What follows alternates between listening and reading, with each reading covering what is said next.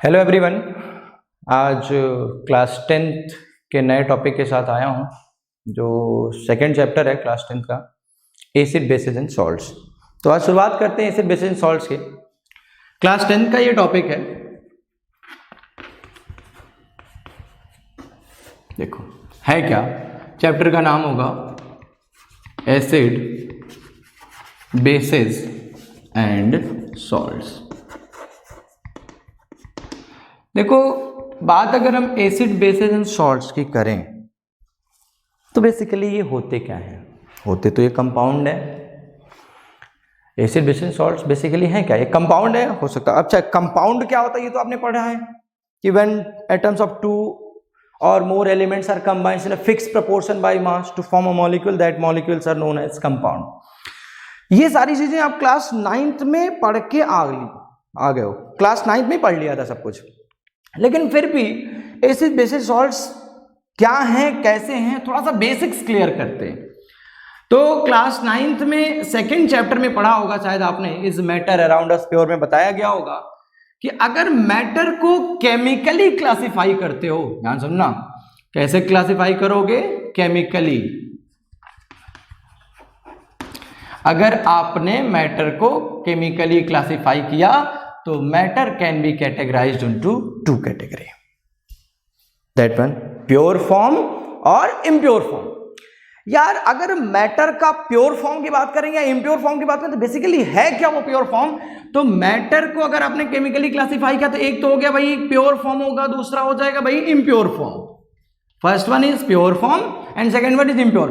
Impure को ही भाई हम लोग कहते हैं मिक्सचर। अब इसके बारे में हम बहुत डिटेल में डिस्कस नहीं करेंगे क्योंकि हमारा जो चैप्टर है वो एसिड बेसिस एंड सॉल्ट्स है, तो वो कहां से आया उसके बारे में हम समझेंगे।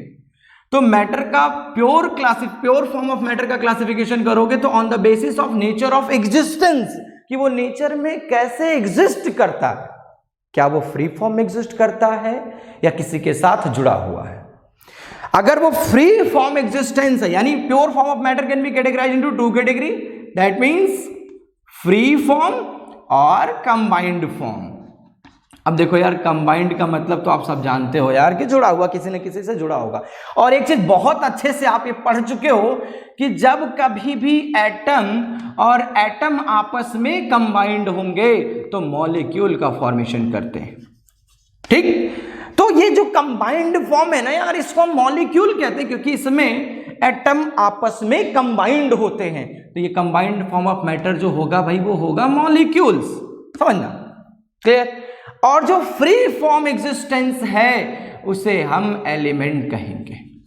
ये जो फ्री फॉर्म एग्जिस्टेंस है वो क्या कहलाएगा? एलिमेंट। और एलिमेंट को फर्दर आपने कैटेगराइज किया तो elements are of 4 types, that is एक तो होगा मेटल, दूसरा नॉन मेटल, तीसरा जो होगा वो होगा मेटलॉइड्स,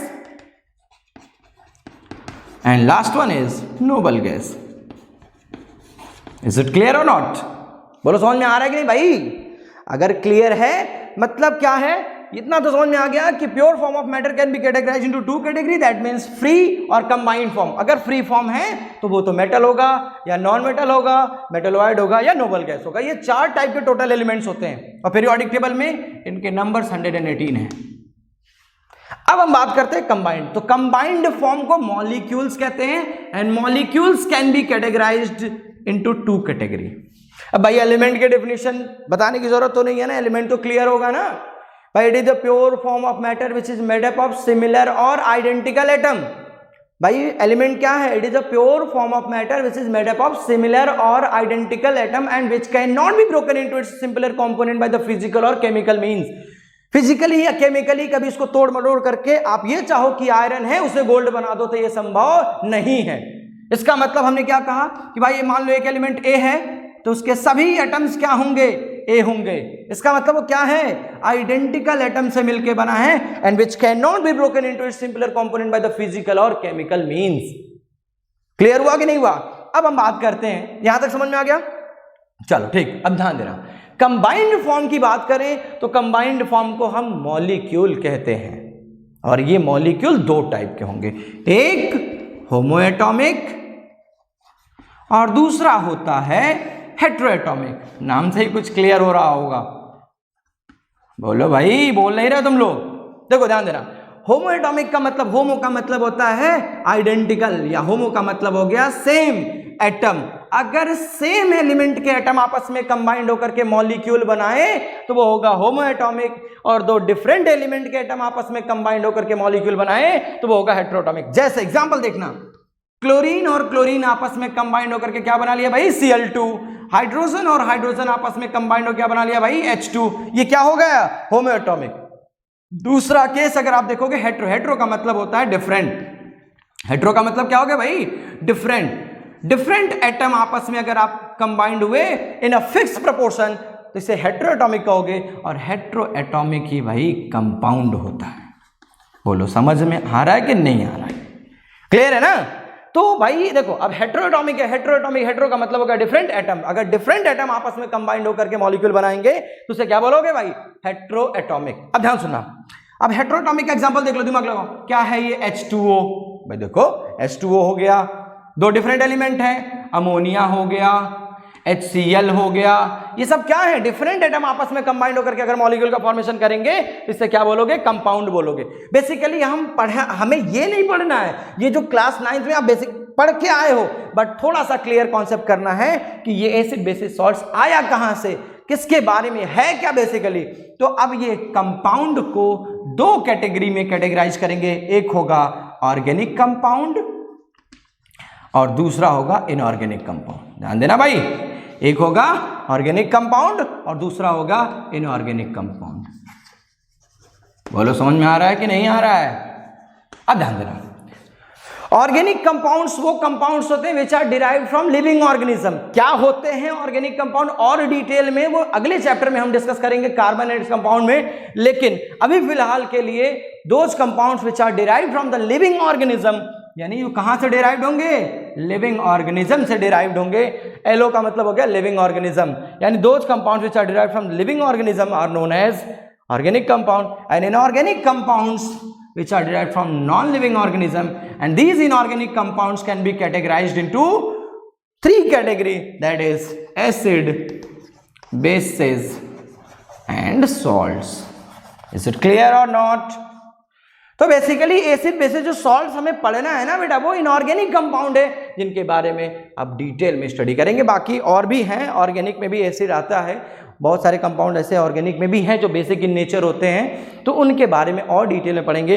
लेकिन फिलहाल इनऑर्गेनिक कंपाउंड्स की स्टडी जैसे हम एसिड बेसिस और सॉल्ट्स में पढ़ेंगे। तो ये तो केमिकल क्लासिफिकेशन हमने पढ़ लिया। बेसिकली ये क्लास 9 का टॉपिक है, थोड़ा सा डिस्कस किया कि है क्या acid basis salt.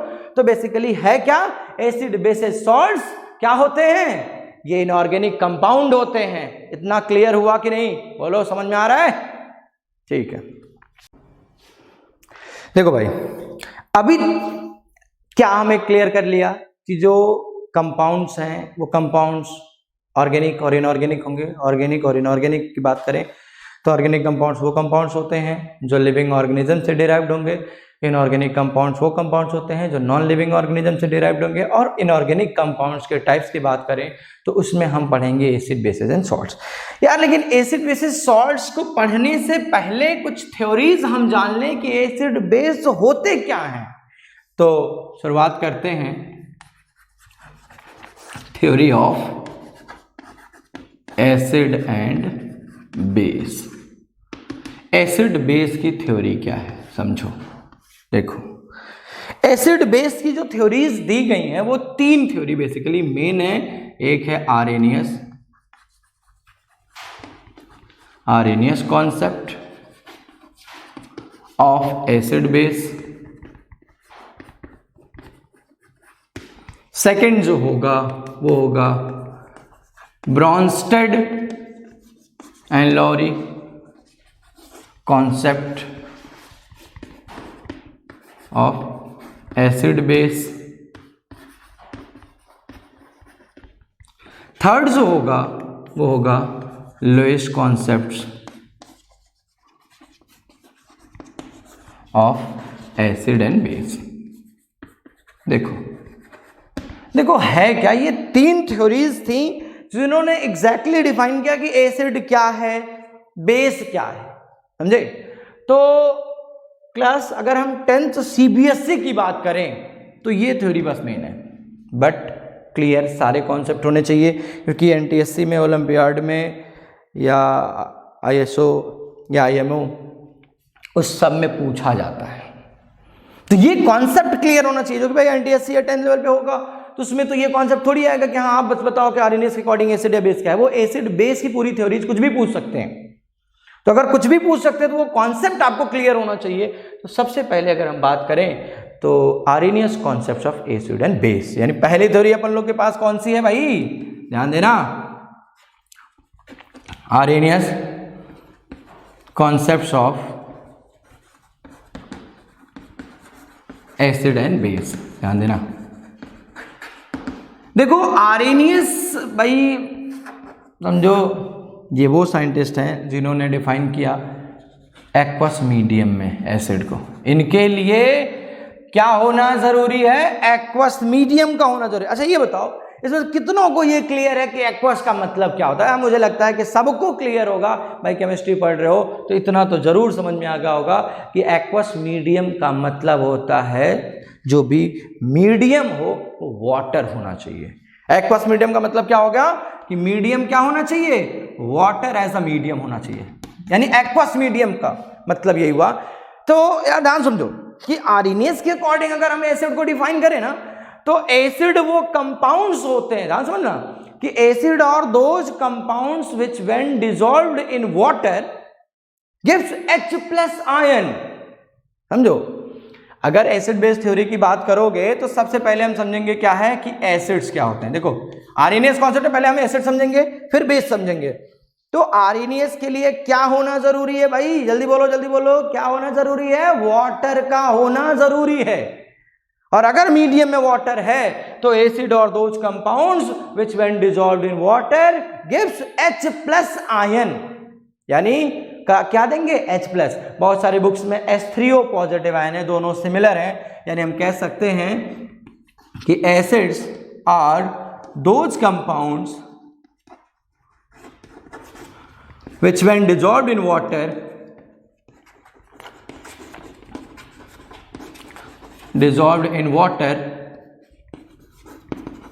gives H+ ion, यानी एसिड वो कंपाउंड होगा जो एक्वस मीडियम में डिसॉल्व होने पर क्या दे, H+ आयन दे। एसिड वो कंपाउंड है जो क्या देगा, एक्वस मीडियम में। याद रखना मीडियम हमेशा पानी होना चाहिए, बिना वाटर के ये एसिड नहीं कंसीडर किए जाएंगे। किसके अकॉर्डिंग भाई, आरएनएस के अकॉर्डिंग। तो भाई यहां तक तो समझ में आ गया। जैसे मान लो हम ये कहते हैं कि HCl है, क्या बोला, HCl है। अब HCl को हमने वाटर के साथ डिसॉल्व कर दिया तो क्या होगा, ये HCl टूटेगा किसमें भाई, H+ और साथ में क्या निकल जाएगा, Cl-। अब ये एक्वस मीडियम हम लिख रहे हैं, AQ का मतलब हो गया मीडियम किसमें है, वाटर में। तो क्या ये वाटर एज अ मीडियम होगा, और एसिड वो कंपाउंड्स होंगे जो एक्वस मीडियम में क्या देंगे, H+ देंगे। क्या देंगे भाई, H+। इसी तरीके से मान लो हमने कहा कि HNO3 है, वाटर के साथ जैसे आपने डिसॉल्व किया इसको, ये क्या दे देगा, H+ एक्वस मीडियम, और साथ में क्या देगा, NO3 सिंगल-। यानी एसिड क्या है, एसिड वो कंपाउंड्स हैं जिनको पानी में डिसॉल्व करने से वो क्या दे देते हैं, H+ देते हैं। हाँ अब बहुत सारी बुक्स में आप कहोगे कि यार सर आप ये बताओ, बहुत सारी बुक्स में तो ये लिखा है कि एसिड और those compounds which gives H3O positive ion. तो H3O पॉजिटिव आयन को हम H+ कंसीडर कर सकते हैं। क्यों, अब ये क्यों लिखते हैं H3O पॉजिटिव को H+, इसके बारे में डिटेल में पढ़ाऊंगा जब मैं आपको चैप्टर पढ़ाऊंगा मेटल एंड नॉन मेटल, वहां पढ़ाऊंगा केमिकल बॉन्डिंग, तो वहां ये क्लियर कर दूंगा कि कैसे H+ is also considered as H3O positive ion. यहां तक क्लियर हुआ कि नहीं हुआ भाई, बोलो। ठीक, तो यानी एसिड समझ में आ गया कि एसिड वो कंपाउंड्स है कि जिसको पानी में डिसॉल्व करोगे तो वो क्या दे देगा भाई, H+ आयन देगा। अच्छा एक चीज और सोचो, इनके कॉन्सेप्ट से क्या समझ में आ रहा है तुम्हें, इनके कॉन्सेप्ट से एक चीज तो क्लियर हो रहा है कि बिन पानी सब शून्य, मतलब बिना पानी के कोई भी कंपाउंड एसिड है नहीं, ये जान लेना, नहीं समझे। बट इतना जरूर ध्यान रखना कि आरएनएस के लिए क्या होना जरूरी है, वाटर का होना जरूरी है, एक्वस मीडियम का होना जरूरी है। दिमाग में बिठा लो कि एसिड वो कंपाउंड्स होते हैं जिनको वाटर में डिसॉल्व करोगे तो H+ आयन देगा, उसे बोलेंगे एसिड्स। यहां तक क्लियर है? खैर अब चलो यहां तक तो समझ में आ गया कि भाई आर्हेनियस ने बहुत अच्छे से डिफाइन कर दिया कि एसिड क्या है। बात हम यही करते हैं बेस की। समझो, अगर डेफिनेशन बेस की देखो, पहले हम समझेंगे कि आर्हेनियस ने एसिड को कैसे डिफाइन किया, फिर बेस को कैसे डिफाइन किया, फिर क्या कमी रह गई इनकी कि फिर अगला थ्योरी आया, फिर लेविस के कॉन्सेप्ट क्या है, ये अलग अलग होगा। लेकिन पहले हम पढ़ेंगे आर्हेनियस। आर्हेनियस के अकॉर्डिंग एसिड को हमने डिफाइन कर लिया। अब आर्हेनियस के अकॉर्डिंग अगर हम बात बेस की करें तो बेस क्या होते हैं, देखो ध्यान देना। बेस की अगर बात करोगे क्या है, क्या होना जरूरी है, यहां भी एक्वस मीडियम का होना जरूरी है।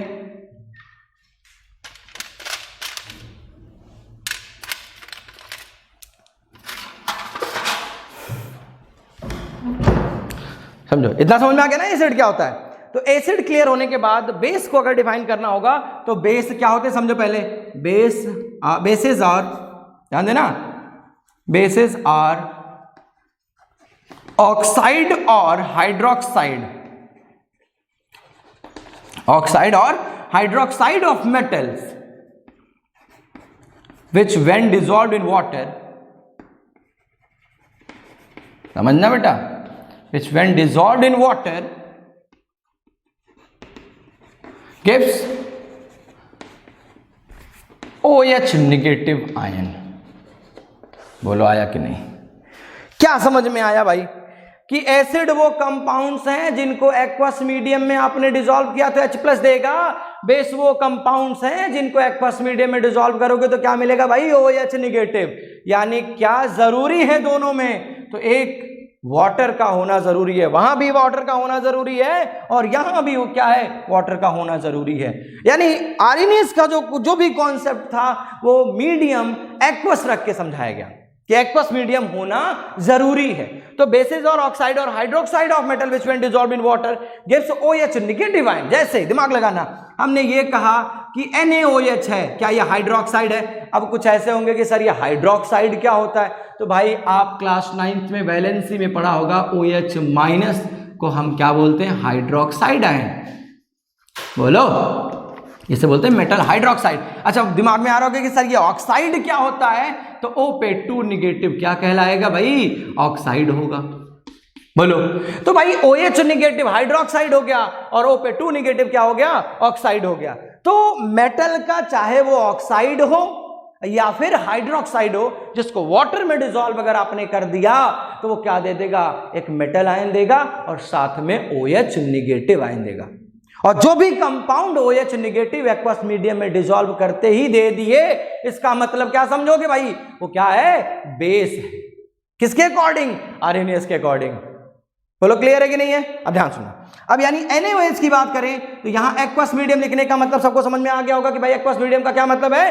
ये एक्वस मीडियम का मतलब ये हो गया कि मीडियम किस में बनाया गया, वाटर में, और इसको जैसे ही वाटर में डिसॉल्व करोगे तो मिल जाएगा Na+ और साथ में क्या मिलेगा भाई, OH नेगेटिव।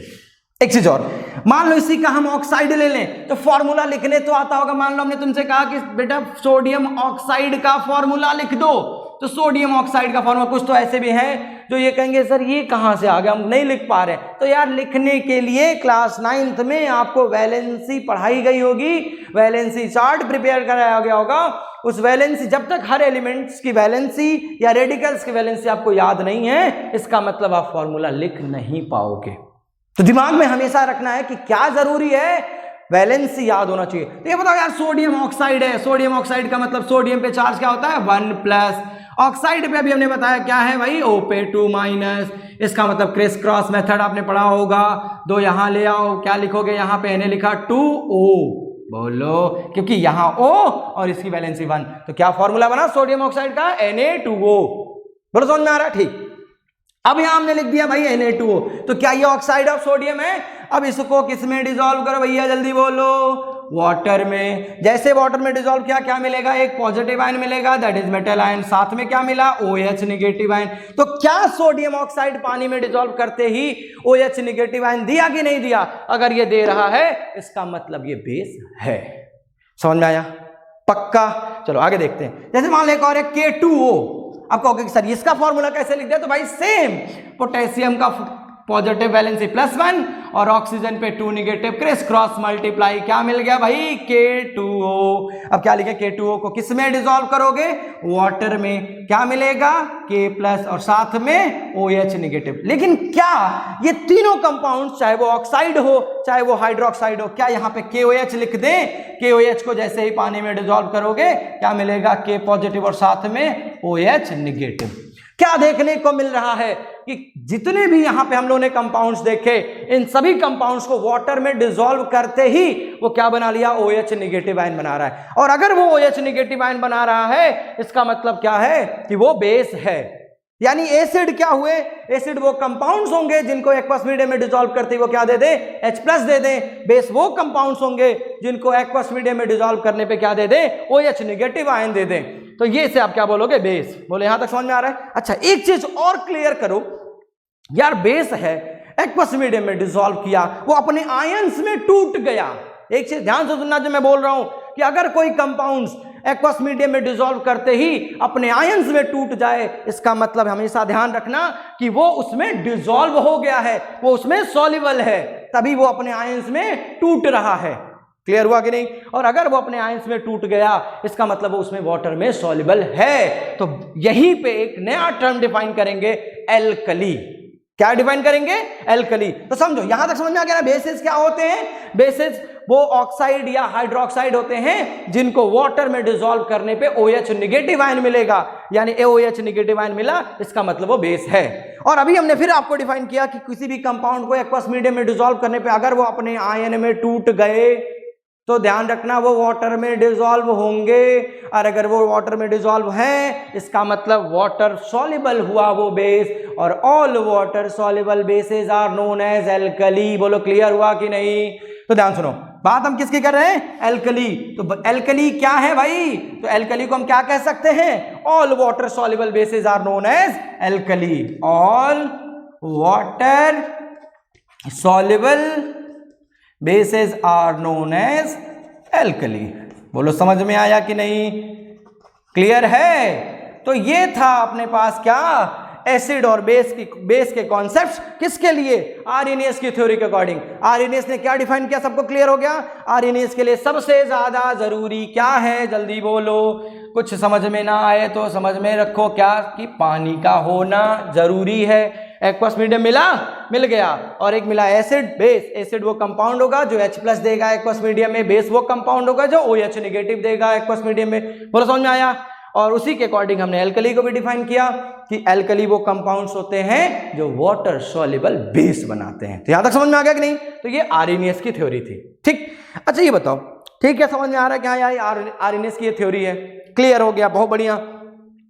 मान लो अब जैसे अपने एरिया में तो भाई हर जगह गड्ढे में पानी मिल जाएगा, हर 10 कदम पे वो नलकूप मिल जाएगा, कहीं ना कहीं तुम्हें पानी मिल जाएगा, ठीक है। तुम्हारा मन हुआ एसिड चेक करना, खट से पानी मिलाया, मिल गया तुम्हें H+ और OH-। यार लेकिन मान लो तुम्हारा मन किया कि यार हम एसिड चेक करेंगे, और पहुंचे एकदम राजस्थान के डिजर्ट में, वहां पहुंचे, तुम ढूंढ रहे हो यार पानी तो नहीं मिला। आर्हेनियस के अकॉर्डिंग एसिड केवल हम तभी डिफाइन कर सकते हैं या बेस तभी डिफाइन कर सकते हैं जब मीडियम क्या हो, एक्वस हो। तुम्हारा मन हुआ यार हम राजस्थान में अब चेक करेंगे, चलो आज मेरा मन हो रहा है कि हम चेक कर लें भाई एसिड है कि नहीं है, तो फिर वहां तो पानी नहीं मिलने वाला ना, वहां तो पीने के लिए मुश्किल है, यहाँ कहाँ पानी मिलेगा। तो उस समय तुम्हारा मन क्या हुआ, तो फिर यहाँ क्या हुआ, दिक्कतें आई कि यार हर जगह हमें वाटर तो मिलने वाला है नहीं, फिर कैसे चेक करेंगे। तो पहले इसको नोट करिए, फिर बताता हूं मैं कि आगे क्या है।